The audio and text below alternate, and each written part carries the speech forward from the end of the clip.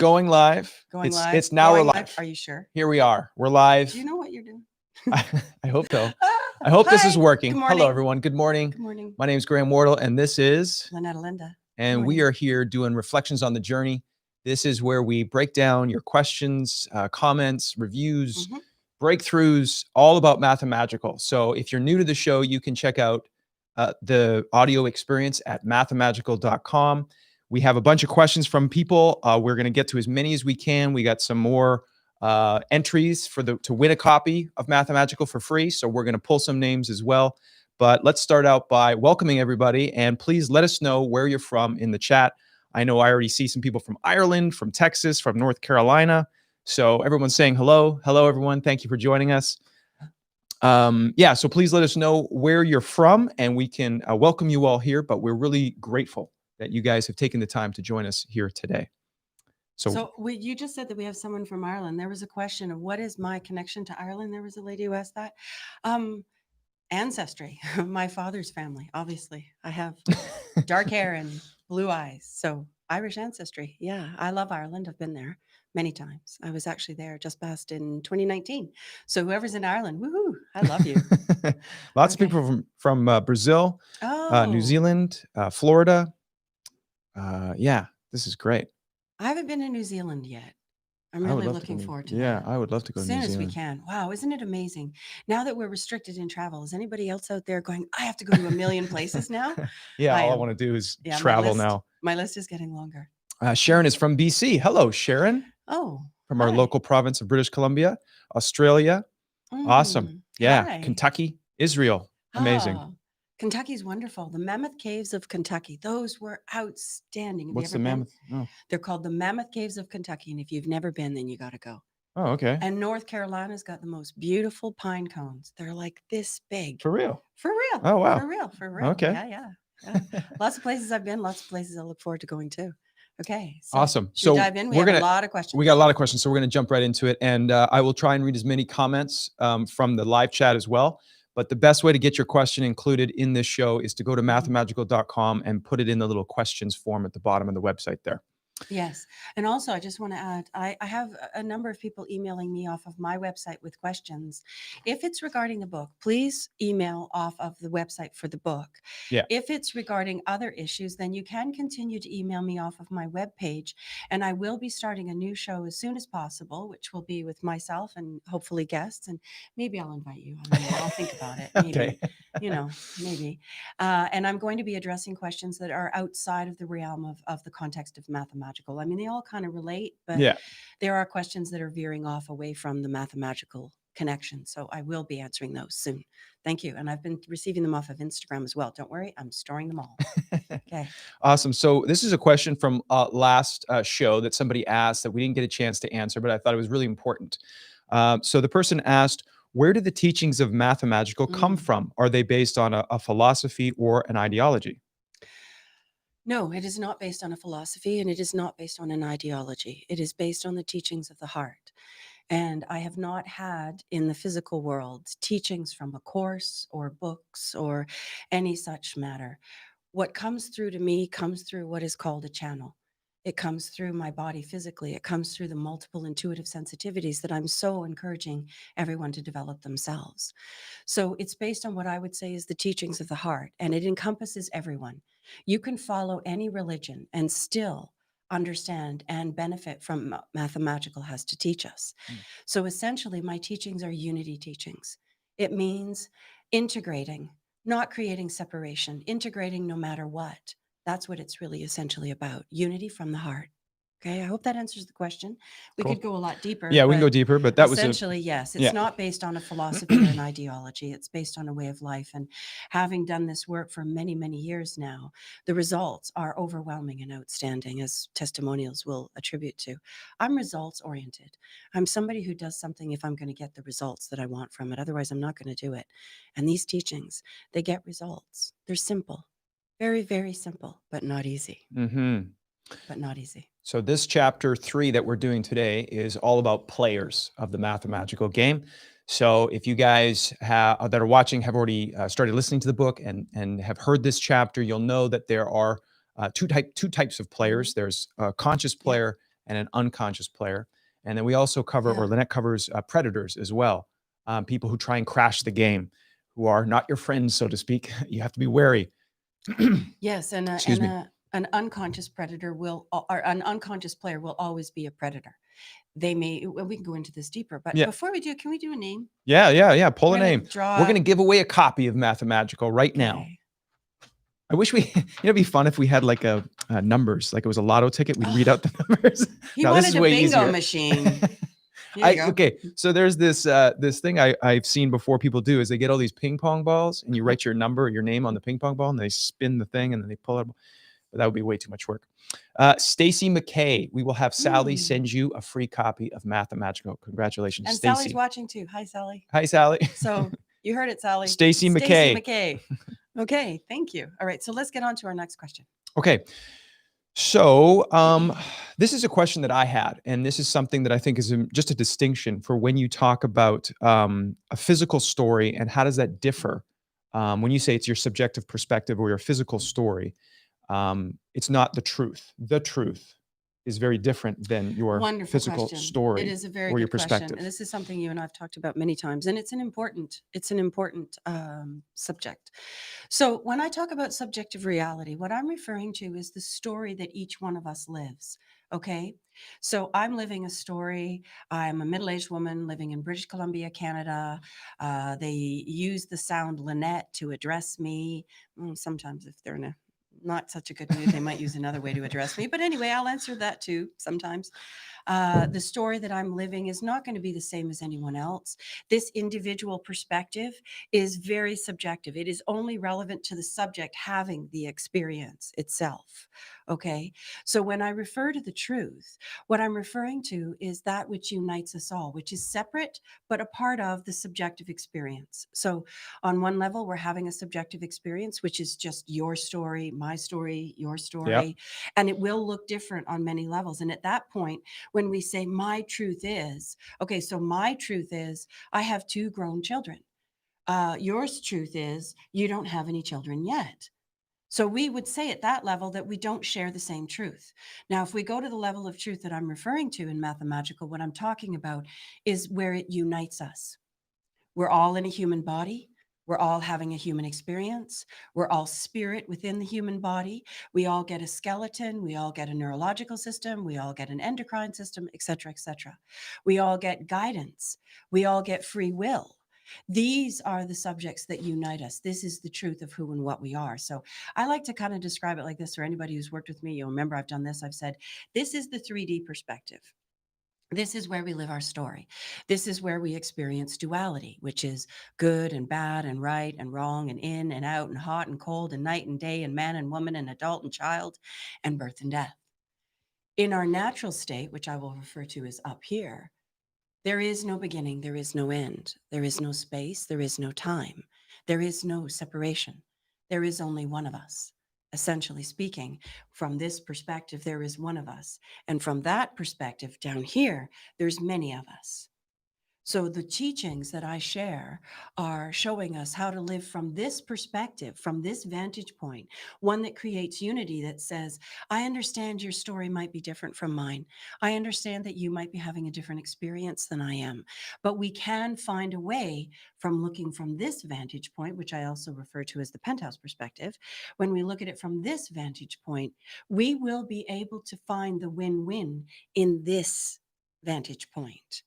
So this is where we learn to cut each other the slack we seek. This is where we learn to be patient and kind with each other. This is where we learn to practice blowjobs, to be loving, open, and willing.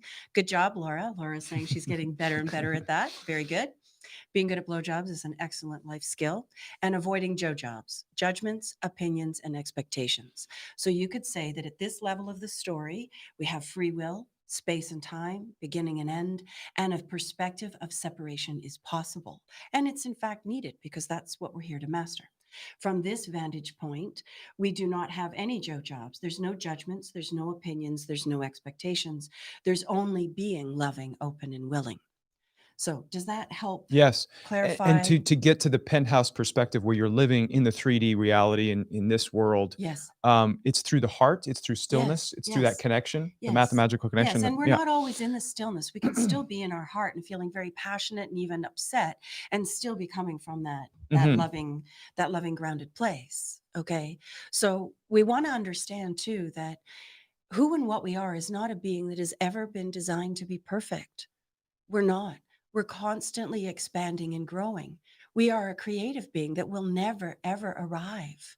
We're always going to be growing and learning. So please take that into Mm. account. We've talked Yeah. about this It's a and journey. adjusting your expectations. Don't expect yourself to arrive. You're never going to. It is a journey.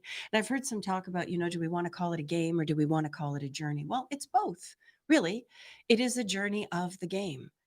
And when we start to understand that if we become too attached to the story, at the 3D level, at the physical level, if we become too attached to that story, we really start to suffer because that is not our permanent state. Mm. That is a temporary experience. We're being human.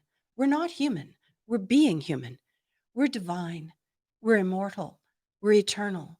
We are love itself, not romantic love, not sentimental love. That's experienced in the physical. We are unconditional acceptance, unconditional appreciation.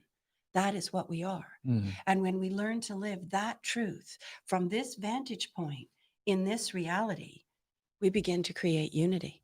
We no longer see the suffering and the separation the same way at all. Not at all. And that also is where the intuitive connection starts to come through.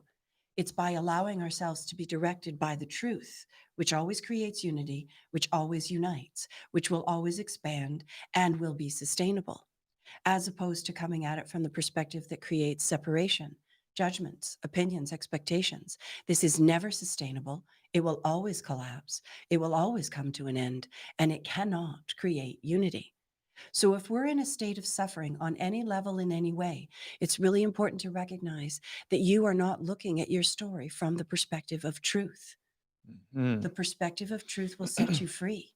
So, please understand fears, doubts, worry, judgments, opinions, expectations, all of these things to deny, to deflect, distort, these are all experiences that come from the separate perspective of the subjective level. I know it kind of sounds a bit technical. Mm. It isn't. It's actually really very simple when we come to understand it. So to come to that place of unity, to increase the intuitive gifts, we need to start to come from the heart where that's actually possible. Okay. I'll go really, really quickly into um, understanding how the energy centers in the body works.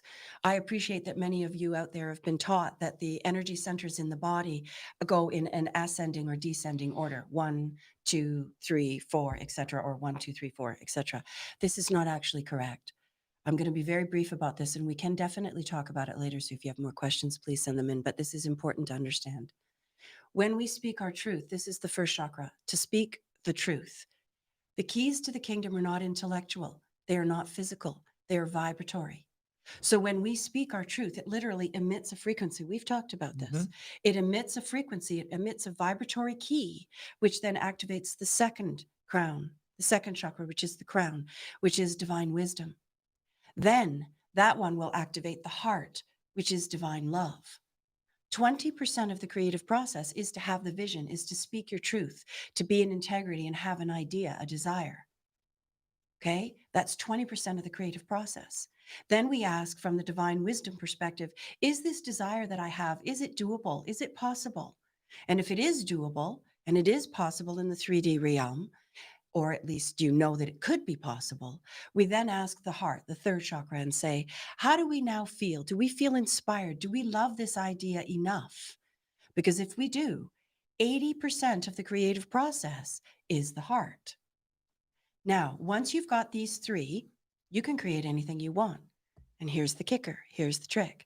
Recognizing that if what you want is not going to be for the greater good of all, it will be unsustainable if you can create it at all. The fourth chakra is the root chakra. The root chakra asks the question that says, is my desire that I know is doable, that I really, really love, is it for the greater good of all, or at the very least will not harm any other, including myself? And if the answer to that is yes, then you are now creating from a perspective, from a vantage point that will be sustainable, that will be uniting everything in its path. It will also get an extra boost, a red carpet. We've talked about this. Mhm. We've both experienced this so many times. Yeah. My teachings create unity. Therefore, it happens with an ease and a flow. I don't really have to do anything. It comes to me.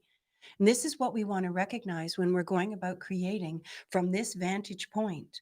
We want to recognize that if that fourth attribute, is it for the greater good of all and will not harm any other, including myself, is not present, you cannot go forward. The fifth chakra is the third eye. I would not give the keys to my house to a burglar, would you? No. You sure? Well, yeah, no. Here, come and steal my stuff. I was I'm trying going to to think give of you a the way, key. but Okay, yeah. well, this is something very important to understand. And this is where the intuitive sensitivities begin to come through. When we are directed from a perspective that is for the greater good of all, then the third eye will fully awaken. Then you can see. And this is essentially where my teachings are coming from, because my intention is doable. I absolutely and completely in love with it. And it is for the greater good of all. Therefore, I'm being given the guidance. Then the sixth chakra is the solar plexus, and the seventh is sacral. The solar plexus then guides us based on the intuition that's coming through. And the sacral chakra is then the one that says, enjoy. Enjoy what you have manifested because it is for the greater good of all. It will create unity in the win-win and it will be sustainable. Okay, so many of you might need to go back and listen to that again, and please do.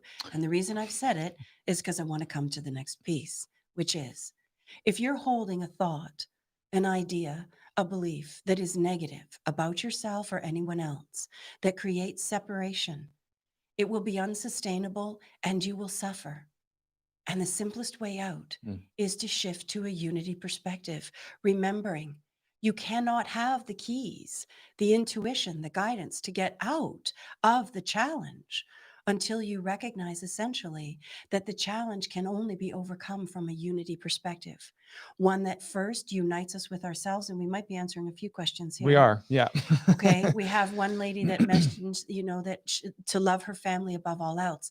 Absolutely. Yes, I don't disagree with you. Please understand, truth is paradox. That at the physical level of the story, of course, you will protect your family. Absolutely. As the matriarch, you would die for them. And I would not change that.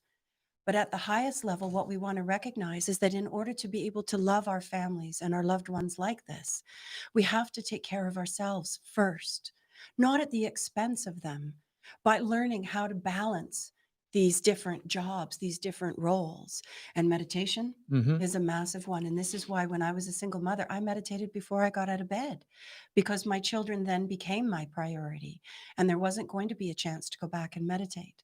So I like to say oxygen mask on self first, which means by practicing loving self-care towards yourself in every way, from the way that you talk to yourself, from the thoughts that you allow yourself to believe and to take in, from the company that you keep. All of these are so important. And like we talked about on the last show, the straw that breaks the camel's back, we believe that that can happen negatively, but we don't get taught that this can also have the reverse effect positively. One little bit, another little bit, another little positive thing, another loving act, another kind, loving word, and you will move towards unity. So like a I tipping guarantee point. it. Yeah, yeah, yeah. As you're moving Yes. positively, there's like a tipping. You Yes. get that. And then we will hit what I Yeah. call the quantum tipping point. Baby steps. You can't climb a ladder from the top rung first. Be loving. Many of us have been going in the opposite direction of truth, of unity for all of our lives. So we need to understand, like one of the analogies I use here is we have ferries. I've got to go on a ferry this afternoon. We get on ferries and you cannot turn that big, huge boat around on a dime. You can't just turn it around and go back. We've got to do this big, wide arc in order to turn around and come back. So essentially, our lives are the same. So no matter how dark it is for you right now, no matter how challenged you're feeling, take the next baby step. Take another breath, ask for help. Yeah. Take the next baby step and watch. You'll start to pick up speed. The challenge is to practice this with what I call FFD, fidelity, which is to be faithful, focus, and discipline. To be faithful to that focus and discipline yourself to hold it. This is why I talk about practicing the love list. every day, writing out what you're grateful for, what you appreciate, what you've got going for you. It's impossible to have a bad day if we stay in touch with what we appreciate. Why? Because we are appreciation itself. How's that? It was great. It was great. That was yeah, that was great. Straight from the heart. Let's That's where it comes from this is for another all of us. this is a Mhm. question that we had last show that I wanted to include in this one, and it touches on those small steps, those bit by bit. Um, and that is RT has asked, how do you learn to love yourself when you never did for half your life? Wow, such an amazing question, such a simple question, but a very powerful one. And I'm going to come back to what I just said. Baby steps. Baby steps. It's almost like you want to make the goal the truth. Your goal is to see the truth of who and what you are. And who and what we are is so beautiful, so magnificent, so incredible that we actually have to be taught. We have to learn how to understand and remember who and what we are, because we have been living the opposite for thousands and thousands and thousands and thousands of years. We're going through the Great Awakening now. So for all of us that are ready and willing, we are awakening to the truth, which is that we are love itself. Move towards whatever causes you to feel this. Surround yourself with positive music. Surround yourself with positive people. Surround yourself with the things that you enjoy.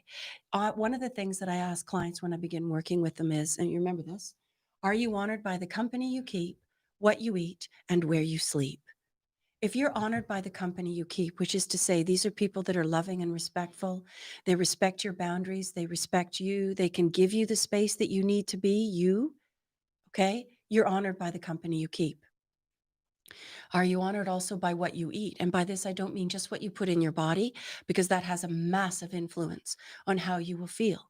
If you are living a highly processed, refined food diet, I guarantee you the intuitive sensitivities cannot come through the same way, if at all. So, are you honored also by the thoughts that you eat, that you feed your brain? Start to tune in and ask, are these things supporting and loving? Also, am I honored by where I sleep? Is my bed comfy and cozy and fresh and as clean as I can have it? Is it safe and warm? Do I need to get a new mattress or perhaps, look at changing the way I sleep or sleep patterns? All of these need to be in place to begin to practice loving self care. Hmm. We need to create an environment that's conducive for love to come. If we do not love ourselves, if we are not kind, then the first law, of course, comes into play, which is like attracts like. If you don't love yourself, you can't love yourself. So begin with baby steps, using your environment, music, positive thought. Start to create a bit of space between yourself and the other players Yeah, some on the game healthy board. me time. Exactly. That's so essential sometimes when you get Exactly. so caught up in, well, for me, it's just work and getting things Hmm. done. And then it's taking a break. And Yes. maybe it's a walk, maybe it's some meditation, maybe it's playing some music and dancing on the beach. Whatever That's you what I like need. to do Whatever sometimes. you need. Oh, yeah. I've caught them. Just get out there and have a good time. Um, Definitely. And I have a number of practices. One of my first ones is music, yeah. and the second one is outdoors, and typically both. And if somebody sees me beelining for the front door, it's like me getting outside to recharge. And I find the fastest way for me to do that is in the natural environment. So I really, really want to encourage that one. We are designed to be in harmony with this entire natural environment around us. It's designed to support us and to sustain us. This is a topic that I love, and it's this shift from going externally driven to internally powered. Mhm. You mentioned this in the chapter on players and the difference. So I think it's, we don't have to go into it fully and deeply, but I would love to just kind of touch on the difference between being driven by outside sources and then shifting to an internal um, Power. power. Okay. When we're externally driven, when we're externally powered, we essentially believe that we need the approval, the acceptance, or whatever resources are outside of us in order to be whole and in balance. This is not true. We may need to go to the grocery store to get those resources, but that doesn't define us. It's just supplies. Okay. What I'm talking about is the idea that it falls under codependence, people pleasing, over functioning. Do we believe that we need somebody's approval outside of us? Do we believe that if they don't like us, if they don't love us, we don't count, we don't Right. matter? Do we have unhealthy relationships that are very manipulative where we won't even see the dynamics? with the other players oftentimes that drain us. And many of us have been grew up in these unhealthy dynamics in dysfunctional families, not recognizing that there's some really subtle currents of communication going on that will really hold us back if we're not careful. Mm-hmm. So we want to recognize a number of things about the players. And one of them is when I'm with someone, ask yourself, how do I feel when I'm with that person? Do I feel uplifted? Do I feel whole? Do I feel safe? Do I feel complete? Or do I find myself feeling really insecure? Now, it can be caused by the external, which is somebody who has got an energy signature going on that's draining you, that believes that you're less than, so they're going to treat you that way. We can also have it going on from an internal story that's a dialogue we're telling ourselves in our head. The best way to get clear about which is to create some space for yourself to be alone. And a lot of us don't create alone time. We especially don't create alone time without gadgets. Hey, that's not me. Noise. Constant gadgets. Okay, so I really want to encourage going to the stillness, and this is why meditation is such a profound practice. It starts to help us understand that balance. Meditation leads to homeostasis. Homeostasis is the internally powered. Are you powered from inside? I'm internally powered. I am not externally driven.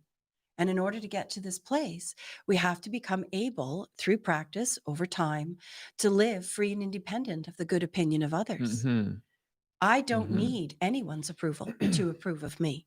I don't need anyone else to be having a good day for me to have a good day. I can take care of that myself. While still being compassionate. Yes. It doesn't mean you're closed off to other No, people. no, not right? at all. No, and there's so many subtleties There's here. subtleties. It's not- Again, the name of the game is to practice blowjobs, to be loving, open, and willing while simultaneously practicing healthy boundaries Mhm. and understanding that there's going to be a number of players on the game board that don't recognize that they're playing in very unhealthy ways because that's all we've ever known. You become habituated to that state of being. We do. And this is essentially what's happening to mankind is that we're awakening to these habitualized, unhealthy, manipulative relationships that ask us to make our personal power a form of currency for approval and love. And this is not the way that we want to live if we want to live in a sustainable way that will expand and unite. Amen. So in order to do that, we have to have healthy relationships that give us that opportunity. So for Amen. yourself, I like that. I can't speak for your other relationships, but maybe you could talk about what that looks like between us, our dynamic, what that means. So for example, if we have a challenge, Yeah. Well, what does that give an example of what that could look like? A challenge that is what I'm not sure what you're asking me. So if we're in an unhealthy relationship, and think of perhaps one in your life when you're in an unhealthy relationship, and this person would not give you the space to be you. This person cannot give you the. So let's say we're in a conflict. Okay. Yeah. So in a conflict, and that person is not respecting, they're not taking the conversation or the challenge in a sincere way. It's all about them getting what they want, and there's not a win-win. There's not an approach to Not even space for it. and not even space for it. Yeah. So that's not something that is healthy, and it's not sustainable in the long run because it's one-sided. Yep. So what are you going to do? Right. And this is You have where to draw boundaries, which you have to do. And then what do you do when you draw the boundary? Is it like a hardcore brick wall? You work with them. You work with them, but there has to be respect. Yeah. Okay. Yeah. Exactly. I want to jump over to Chelsea's question on the YouTube chat here. She says, "What is your perspective on trauma? Do you apply these teachings to people who have extreme PTSD?" Yes. Yes, I do. I work with many people who have experienced trauma. I myself have experienced great trauma. And understanding that PTSD is essentially a very fancy way of saying we're out of balance, that we are not in a homeostatic state, and that what we're doing is we're reliving the trauma, which is how it happens. And until we essentially visit that trauma in a way that diffuses it, we will continue to live with it. So with someone who is experiencing PTSD and wanting to work towards that state of balance, I would encourage number one, meditation. And this can be really challenging because the trauma, the inner turmoil can make it very difficult to be in that calm space. So just start with baby steps. Just start to begin to give yourself a couple of minutes at a time and start to move towards the stillness. I can't go too far into this subject, but definitely yes. I have actually discovered that through these tools that have been given to me intuitively, they are a gift to me. They are not mine. They have been shared to me by my guides, by higher sources of love, much more aware than I am. am by using these tools. I have yet to experience a human challenge that was insurmountable. Okay, it's just a question of how to apply them and at what speed. Always, always applying them with love and gentleness. Please remember, the fastest path to enlightenment is loving self-care. The simplest path is to remember who you are simultaneously. And PTSD is not a permanent state if we do not wish it to be. It is an experience that we can grow and learn from. We just need to be very gentle and very loving with ourselves as we begin the practice. Mm. Good question. Thank you. Tammy asks, in chapter 1, about when you talk about finding a teacher, mentor, spiritual leader, she remains stuck and feeling numb in areas of her life. And she says, you, Graham, and Mathamagical feel like a boat, a lifeboat to me right now. Any tips on finding a new guide? It's not easy to feel a good connection. Thanks. Okay, well, I do believe that the word leader was used. And I'm going to encourage you to let go of a leader and to hold on to the word guide. No one can lead you. The path to sovereignty, the path to awakening is one where we learn how to lead ourselves, taking in the guidance from those around us. So when looking for a guide, one of the first things I would encourage you to do is go inside and ask with sincerity anything that you ask for that's possible in the physical reality. When you sincerely ask, it will be given to you. The only question that remains is how and when. And a lot of us think that because what we desire hasn't been delivered by such and such a time, that it's not coming. This isn't true. So stay patient, ask for the guide, and the guide will come exactly how and when is best designed for you. Don't look for someone to lead you or to tell you what to do. Anybody who's worked with me more than 20 minutes will know that I'll say, I am not your guru. I'm not the boss of you. Go to the guide inside. I might be the biggest liar on the planet. So not someone to lead, someone to guide, always encouraging you to practice your own discernment right from the beginning. I will stay with the people that I'm working with. I will walk through the gates of hell with them, but I cannot do it for them. They must do it for themselves. So begin practicing loving self-care. Take baby steps, one step at a time. Ask for the help with sincerity, and I guarantee you it will come. You had a story of same. We shared in the last show, I think, or the one before that. You had a story about writing out, you wrote a story about meeting a guide. Oh, yeah. And then I turned up and turned out to be the exact guide. Just female. Just female. Because in my story, it was, well, because all the movies and everything, you always see it as a male, like Yoda. I'm pretty sure Yoda is a male. I don't know, maybe who knows what Yoda Who is? knows? I'm pretty sure Yoda's a male. But anyways, all the stories, you always see that. And I didn't expect it to be a female. So watch out for Joe Jobs. Don't have an A expectation. judgment or expectation. Judgments, opinions, and expectations. Don't have an idea about what the teacher will look like. Over the many years that I've been doing this work, I've had people say things to me like, well, you don't look like a spiritual teacher. Well, what is one supposed to look like? Like they do in the movies, Lynette. You got to have one of those big robes. Exactly. Sorry, not true. And a lightsaber. Okay? It's also really important to remember that there are those of us here answering a calling like I am. My birth was predicted, and I've known all along that this is what I was meant to do. And in fact, nothing else is sustainable. However, at the same time, we must remember that the guides and the teachers may be coming in with higher states of awareness and teachings, but they themselves are also human and subject to these conditions. You want to find a teacher that's walking the talk to the best of their ability. I'm not perfect. No comment. I'm not perfect, but I own that, and I don't expect myself to be. So don't expect the guide or the teacher to be perfect, but do ask and watch. Take your time.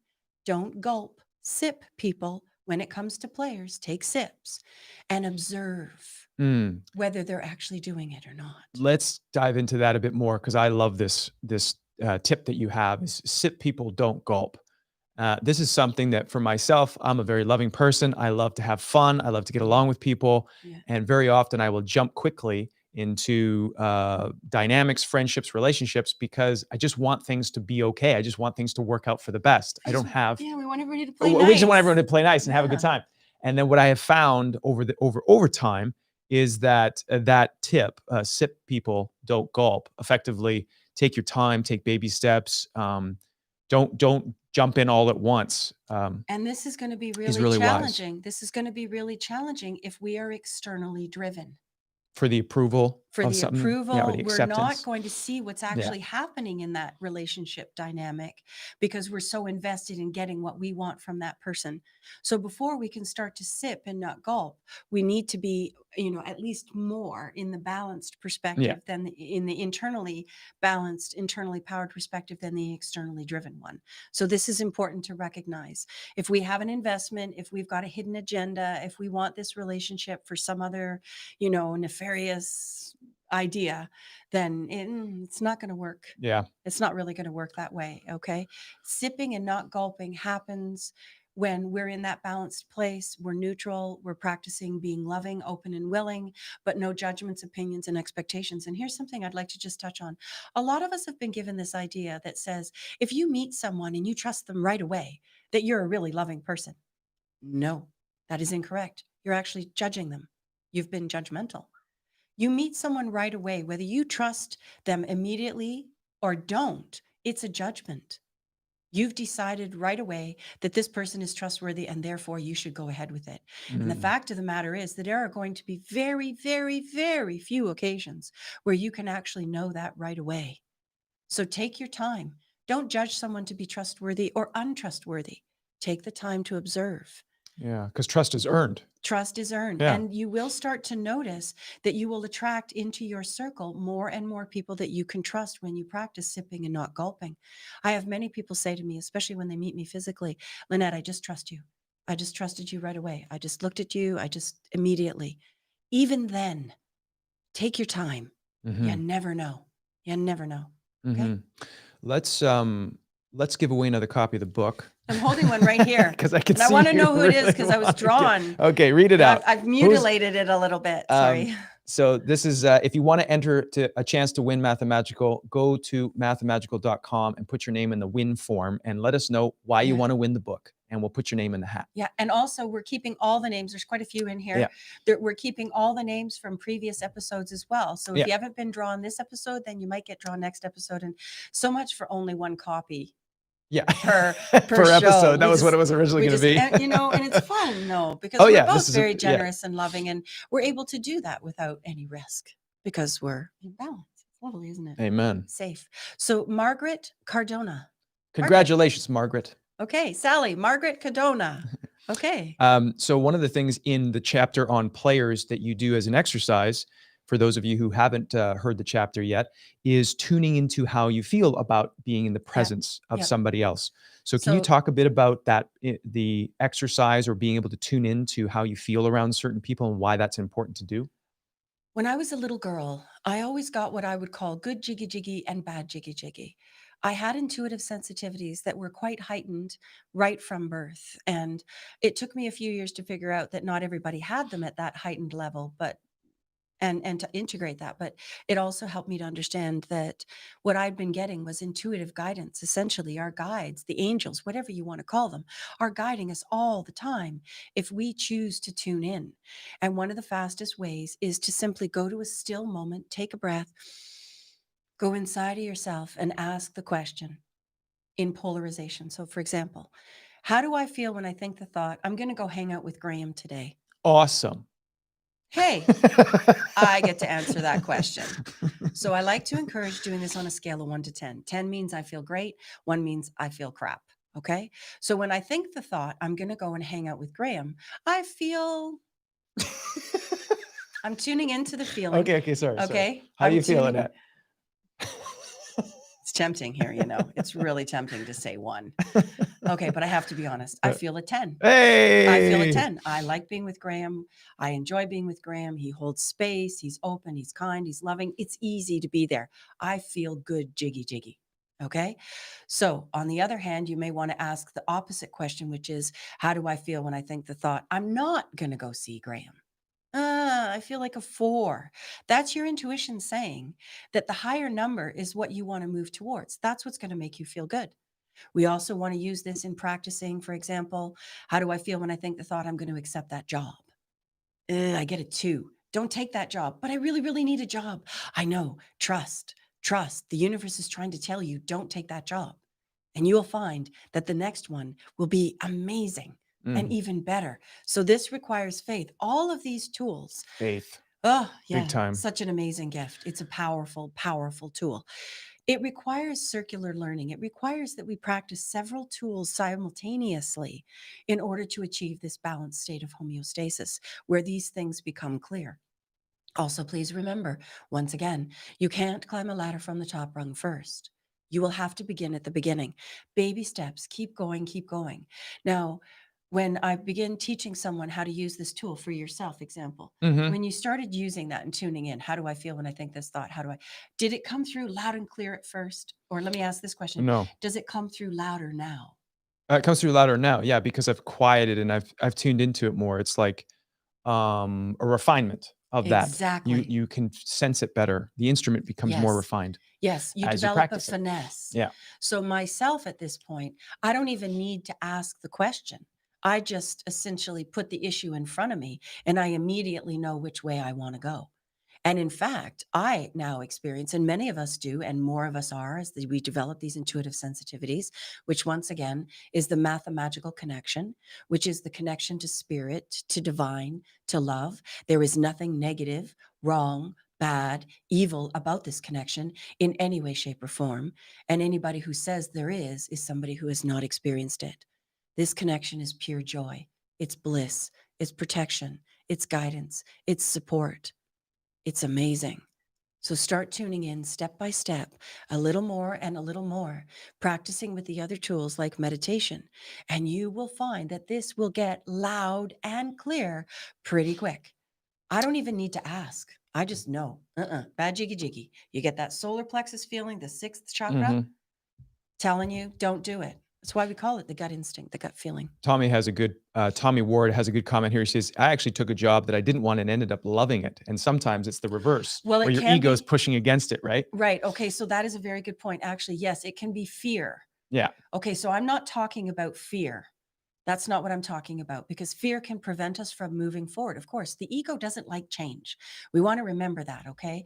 And the ego will essentially try to sabotage us from moving towards change because it thinks it's protecting us. The ego likes things to stay the same. So if you're growing outside of your comfort zone, the fear coming up might be about growing outside of your comfort Mhm. zone. So thank you. That What was was it? Tommy. Tommy. Thank you, Tommy. That's a really good Yeah. point. So growing outside of the comfort zone can bring some of that. But again, I'm asking for you to ask this question from a calm and still space. And with practice asking from that place, you will gain the clarity and you'll know. I've recently come to face a new challenge myself. And I recognized that some of the fears were coming up that were kind of sitting dormant around that subject because I haven't had any activity around that particular subject for a while. So as the fears were coming up and I'm in that still space, I can go, I see you. I see you. And I Mhm. can see it because I recognize that it is trying to create separation between me and my desire. So if you really want a job, you really need a job, and this is one that you're skilled and qualified for, and you're getting it might be your ego saying, you know what, we'd really rather not have a job. We'd rather slack off, or we don't want to face the responsibility, or maybe we don't want to embrace the learning curve. Right. And that's where we practice fidelity, focus, and discipline. And we discipline ourselves to take baby steps and move towards the next challenge. And as we do, you'll find that the fear will collapse, it will dissipate. Okay, because fear and faith cannot coexist. They're incongruent frequencies. And we are either focused on one or the other. You can't be a little bit pregnant. Okay. The tricky bit is recognizing when you're kind of shifting those levels, when you're moving from a state of fear to a state of faith. There's a brief period here, there's a space here where it can be a little bit cloudy. Mm. And the trick is Making the transition. making the transition. Yeah. And the trick is stay peaceful, stay calm, and you'll see it'll come through a little more and a little more. And trial and error is trial and error. Very good teacher. Trial and error, trial and error, and trial and error. And if at first you don't succeed, Try try again. again. Roni and Allison have a couple questions about meditation. Mhm. Roni wants to know how much time you meditate in the morning and at night, and Allison is asking about those inner voices that are chattering in your head and cause conflict. Does playing the mathematical game help with these voices? She says, "I just can't get them to go away." Okay. So first I will say to Roni, Guten Abend, Roni. Jeden Morgen und jeden Abend 20 Minuten. So I just said in German, every morning and every night, 20 minutes of meditation. Okay. The mantra that I encourage on the beginner's meditation that is available for free on my webpage is designed to help quiet the monkey mind, those chattering voices. And everybody who begins the meditative practice struggles with this. You're not alone. Okay, I have so many people that'll say to me, "Oh, Lynette, I want to meditate. I really do, but I can't stop the voices." And it's like, good luck. Mm. Good luck. I still have meditations, don't you? Uh, Still have meditations with where the the voices voices? will come in. Oh, it's all the time. And that is the practice. That Yeah. is the connection, the mathemagical connection in meditation. The mathemagical connection is learning how to quiet the monkey mind, the logical mind, so that the heart can rise up and have that voice. So again, I'm going to remind of a tool that I like to share. The ego communicates in sledgehammer. That's the monkey mind. That's the chatterbox. Spirit communicates in feather. That's the stillness. That's the peace. We have been deliberately programmed to respond to so much external drama and stimulus that slowing down the monkey mind chatter takes time. But I guarantee you, if you practice fidelity, focus, and discipline, it will come every time. Somebody comes to me and said, "Lynette, I practiced meditation the way you told me to, and it didn't work." I'll flat out call you a liar, because it works. If you practice it, not the way you might want to or the way that it's convenient, but the way that it actually needs to in order to achieve the results. Mhm. So again, be I've al- faithful. I've also found that for myself, if I am, my brain is operating really at a really high speed, like Mhm. at high RPM, like in a car, it Yeah. takes me longer to slow down because I'm putting my foot on the gas pedal for so long throughout the day that when it comes to the end, I can't just sit down and be like, "Phew," and all my Yeah. thoughts go away. So Yeah. it's a gradual. I've tried to now slow myself down at night, put my devices down, or just take a break for a bit, so that my brain can sort of the RPMs can slow Definitely. down. And in the morning, if I look at my phone right away, it RPMs go up really high, and then when I sit down and meditate, it's like, oh, now I have to slow it down. So Many of us live very, very distracted lives, yeah. especially with electronics and so forth. I don't think most people could live the way that I do. I haven't had a television for decades. And I find it very helpful to use the other tools that I've talked about, like music, to calm ourselves down. It's like a massage. Okay, when you're getting a massage, if they're an experienced masseur, they're not going to dive right in. They're going to warm you up a little bit and then go for the knots. So it's kind of a similar practice like that. And not looking at electronics before bed and as soon as you wake up, I highly, highly recommend. Just like you Mhm. said, it really puts us into high revs. Yeah. It's not helpful. And it's actually a brainwave state. So you have a beta brainwave state, which Yeah. is when you're thinking. We're in beta right Yep. now. We're going really Yep. We fast. want to go to theta. Yeah, and then so just below beta is alpha, and so that's where you're much more receptive and open to things, and the analytical mind kind of slows down, and you can tune in, and you can just sort of expand your. It's how your brain works. It's science. Yes. And when we're in the rest state, it's delta. Yeah. Okay, which And is where we can interact with, and chemicals are released in the body where we interact with spirit. And theta is actually the mathematical connection conscious.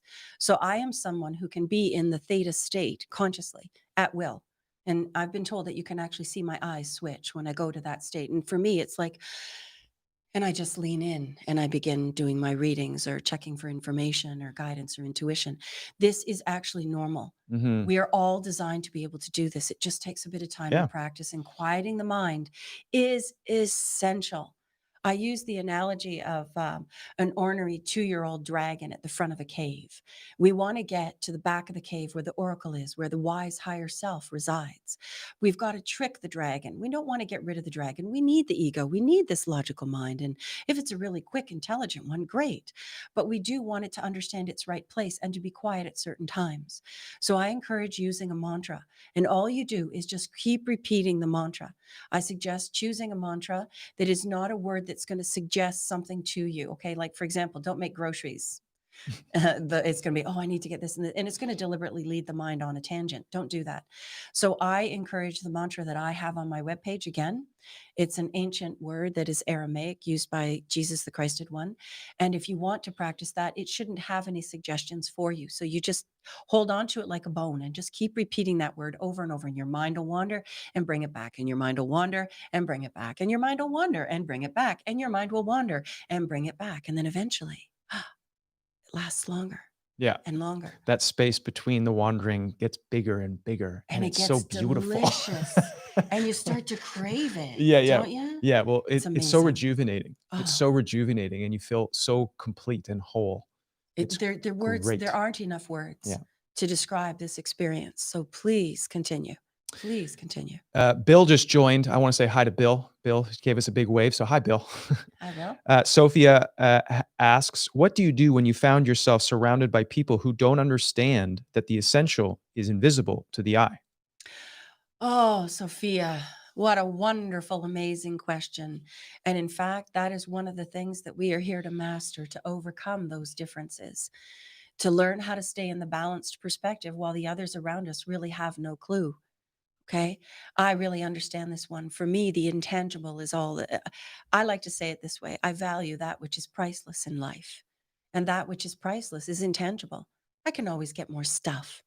I can't get more intangible like patience, compassion, tolerance, wisdom, You love. you can't get more of those? You can't Not grow unless those I go things? inside. Oh, not unless you go inside. Not unless I go inside. Okay. Otherwise, they remain these concepts, these Mhm. external concepts that people think are physical. That if I love you, I'm going to buy you things. That if I love you, I'm going to do whatever you want. That's not true. That's not true. So the intangible are where the power is, but you have to put your focus there. You have to choose them. You have to put your attention upon it. And they are all silent and still. And in a world right now where most people are distracted and they think that their worth is external, that it's based on the stuff and the way they look and how much money they have, they're not going to get it. And as a result, they're going to suffer. Yeah. So sometimes we need to wipe our feet and walk away if it's just absolutely not possible. Wherever possible, though, I do encourage trying to create the win win and becoming patient and tolerant and using those intangible gifts yourself to be open and present for the person, understanding that we're not all at the same point in life. Okay. So for someone who's, say, in grade 10, we don't judge somebody who's in grade kindergarten because they don't know how to do, arithmetic yet. It's understood. They're just Mhm. not there yet. Mhm. And that's okay. So another key here is not to resist the fact that not everybody understands. We're not all at the same level. It's okay. It doesn't make one of us superior and the other inferior. That creates separation. What it does is it gives us an opportunity to be open and understanding about where that person's coming from. And then it won't bother you so much. You might have to create boundaries. You might limit the amount of time that you spend with the people and the proximity because you'll find the frequencies are dissonant. Yeah. It won't be easy, but don't create separation, understanding. And you'll find that from that perspective, those people that thought, the intangible was ridiculous or, imagined, they can now start to move towards you because there's no resistance. They may begin to see through your experience, through your example, that the intangible is actually where the power is, but you can't have it unless you put your focus there. Awesome. I love it. For everybody listening, I've had a couple questions on the chat here just about Mathamagical. Right now, it is a digital only. So it's just an audio experience that we have that's delivered through the form of a podcast. You can go on mathamagical.com and you can buy your copy of it there, but it's not something physical yet. We have plans to create a physical version of it in the Yes, future. we actually have it transcribed. Yeah, but we don't. We've got to print it. Yeah, so we have that's in the future. So So if you do want a printed copy, please let us know. It'll move it up the top. It'll move it up priorities. the list of priorities. There's so many right now, but And yeah. translations as well is another thing people have asked for in different Yes. languages and subtitles. So those are Yes. things that are on the to-do list. Yes, definitely. There's so much to do. Le- There's a lot going on behind the scenes to put any of this stuff together. So Yes. please be patient with us. And thank you so much for the requests and the validation. Let's give another copy away. Jiggle it. Okay, here we go. I'm going to pick this one. What do we got here? This is another copy of Mathamagical going to Deborah Salerno. Salerno. Salerno. Deborah Salerno. Deborah You Salerno. had trouble with Salerno? Well, I was going to say Salerno, and then I was like, that's not right. No. Salerno. Salerno. Salerno. Sally, Deborah Salerno. We will get you, Thank you. a free copy of Mathamagical. Okay. I want to jump over to one of my questions here. In the chapter on players, you say, the very end, you say, none of us win the game until all of us win the game. So how does that work with boundaries and with, having to take time sometimes from people? Please explain more of that. Well, let's look at what a win is. Okay. A win is unity. A win is unity in the game. A Okay, win so is it's unity. not that other people lose. No, there's no winners and losers. That's Aha, polarity. We don't have winners and losers. good It's just distinction. never over until we have all winners. So Win to win. win the mathematical game is unity. Unity first with ourselves, and then we can begin to create it with the others. You can't give what you don't have. If you're not in a state of balance and unity with yourself, how can you possibly model it and be that with someone else? And the path to enlightenment requires us to learn about a number of skills that we are not taught in the mainstream matrix. Okay. So, society and school, I think I was going to try to say that in one word. Society doesn't teach us how to communicate in healthy ways. All the current systems are collapsing for anybody who hasn't noticed. And they're collapsing because they have not been created in a healthy, sustainable, win win way. Remember, the fourth attribute, the fourth chakra asks, is it for the greater good of all, or at the very least will not harm any other, including myself? So there is always a win win when we look from the perspective of the truth of who and what we are, not the subjective perspective. If we're trying to find the win win, you won't find it in the subjective perspective. That's one that creates polarity. You'll only find it in the unity perspective. So The essentially, penthouse. the The penthouse penthouse. perspective or the sewer perspective, I refer to sewer or perspective, penthouse perspective. Right. If you're lost and you're confused and you don't know where to go and what to do, you're not going to go ask directions from somebody who's in a sewer. They can't see anything either. They're stuck themselves. You're going to try to get as close to the penthouse as you can so that you get that bigger perspective. That's essentially what we want to do. And from that perspective, from that vantage point, one of unity, you'll start to see that there is always a path to win win to unity. It's a question most of the time of whether or not the individuals involved have the skill and the capacity. We have three criteria to resolve conflict. The first one is sincerity. I love this, by the way. This is something I It think about works. all the It time. so So works. I please apply it pay attention to myself. it because I love this. The first one is sincerity. If you're not sincere, if you're not speaking your truth with integrity and saying, I really truly want peace, forget it. Go home. Give Yeah. up. It's also your job, if you're trying to resolve conflict with someone else, to determine through observation, not judgments, opinions, and expectations, through observation, whether or not this person is also sincere. Yeah. Okay. Have you ever had somebody say to you, oh, yeah, I'll talk about it. Oh, yeah, I'm going to come and talk about it. I really want to talk about it. They don't really want to talk about it. They actually want to control you, dominate you, or express themselves in a way that would be seen as bullying to get their way. This is not sincere resolution. Okay. So please understand, make sure that you yourself are in a state of mind at that moment. Maybe you need a few minutes or a few days to gather yourself, to come back, to be balanced. So make sure that you truly have it yourself. If you don't have sincere desire to resolve conflict with this person, then don't even try. You're insulting yourself and the other person. There's no respect there for anybody.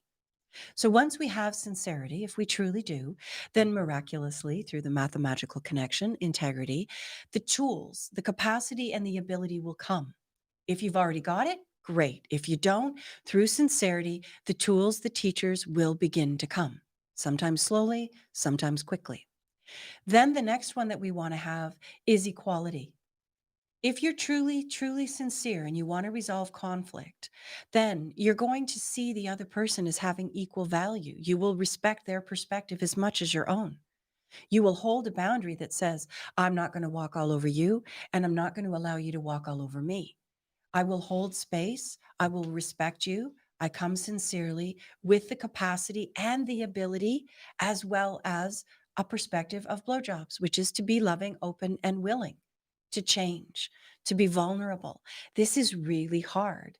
A lot of people struggle to resolve conflict. And I have to say, there are very, very few people in my own world that actually know how to do this very effectively. Mhm. And I've been practicing it for a long time. I know very few who can resolve it at the level that I have worked to achieve. So please work at it. It's so worth it. This is something that we've We've talked about it a benefited lot, from. and I'm really grateful for that. Because once you shared that with me, I was like, well, of course you would want, if you were going to do conflict resolution, you both want both parties to be sincere about this and to be capable of doing it, Yeah. and to also want a win-win, not just to be dominating in their perspective or in what they want. We're coming back to, are you honored by the company you keep? Because if you're trying to resolve conflict with someone whose company really isn't good for you, that you really don't enjoy, that doesn't honor you, don't try to force yourself to show up just for the sake of resolving conflict. Sometimes you need to wipe your feet and walk away because it's not possible or you really don't even desire it. I know sometimes I'll go out and there will be conflict in front of me, and I make a call in that moment and decide whether I even want to bother to try to resolve it, particularly if it's a stranger. Say there's a stranger who's being really rude or aggressive. It's like, meh, Yeah. walk away. Or as my mother would say, kill him with kindness. Give him a big, beautiful smile and walk away. Yeah, This isn't going somebody away. you're going to be able to resolve anything with. Yeah. So don't try. Okay. So there, again, multiple tools required simultaneously. Okay. Does that answer? Do you That's think? great. Yeah. Yeah. So thank you guys. Is there any, we're just going to wrap up here, but I did have a couple notes, questions in the comments.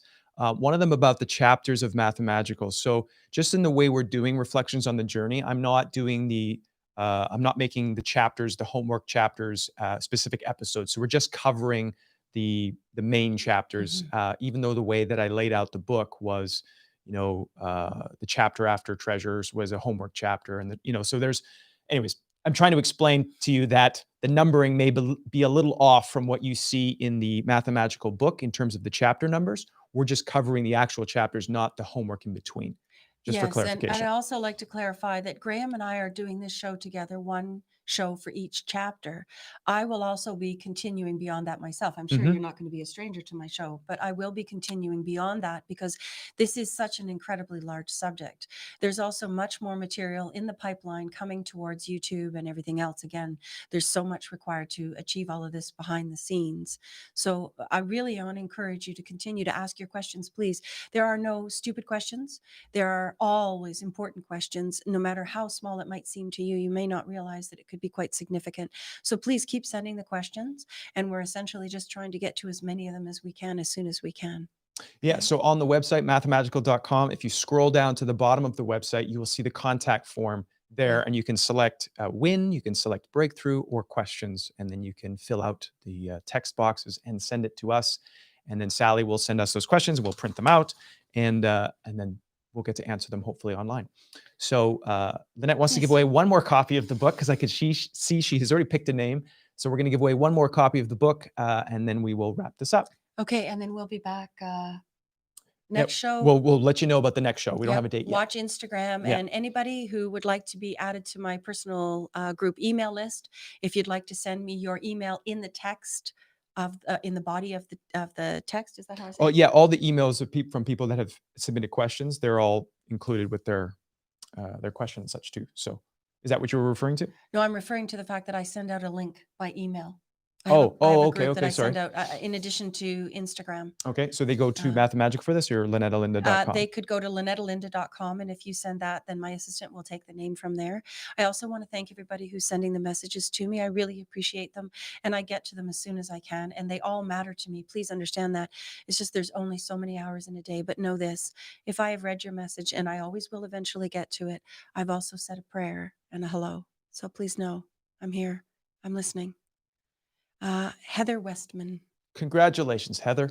Okay. You have won a copy of Mathamagical. Thank you. Sally will send you that copy, and also a happy new year to everybody. Yes. Happy Yes. holidays. We wish you the very best. I would like to say for this new year, 2021, okay, it's going to be a phenomenal year for those of us that are embracing the truth of who and what we are. There is so much support and guidance here now, unlike we have ever seen. Please do not underestimate that. Please tune into it, even if only with baby steps. Please remember, there's only one of us here, and none of us wins until we all win. Thank you. Thanks, guys. We'll see you next time. Cheers. Bye.